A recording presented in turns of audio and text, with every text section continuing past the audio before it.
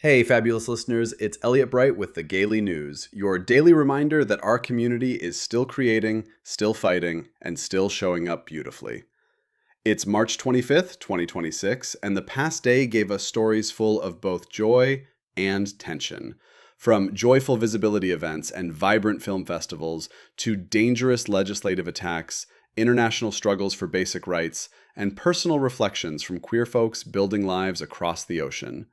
These stories show us in all our complexity, celebrating, creating, resisting, and simply living. Let's see what we've got. First, Trans Day of Visibility 2026 is in full swing. This national rally will include presentations on the National Mall in DC, balls, congressional meetings, and other community events that are happening across the country. Taking place this week, trans people and allies will celebrate visibility while pushing back against increasing attacks. From candlelight vigils to joyful dance parties, the message is loud and clear. We see each other, we affirm each other, and we refuse to be erased. This year's observances feel especially powerful because they're happening in the middle of real legislative and social pushback. Visibility isn't just a hashtag, it's survival and celebration all at once. Next, queer film festivals are gearing up for an exciting 2026 season. Organizers from coast to coast are announcing expanded programming, new venues, and even bolder lineups that center trans, non-binary, and queer voices. The Tampa Bay International Gay and Lesbian Film Festival, for example, just revealed its rebranded identity and a packed schedule that promises more shorts, features, and panel discussions than ever before. These festivals aren't just movie nights, they're vital cultural spaces where our stories get told on our own terms, and where queer filmmakers find the support and audience they deserve. Then, a disturbing bill in a red state.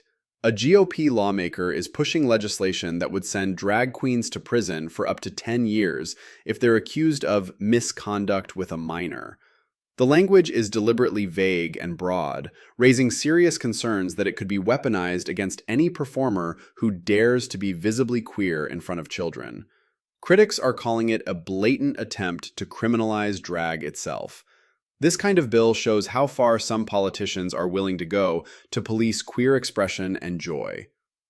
Internationally, India's trans community is sounding the alarm over a proposed amendment to the country's transgender rights law. Activists say the changes would make it much harder for trans people to legally change their gender markers and could roll back hard-won protections. Protests have already begun in New Delhi and other cities, with trans leaders warning that the amendments would increase discrimination and bureaucracy. The fight in India is a stark reminder that even when progress is made, it can quickly come under threat.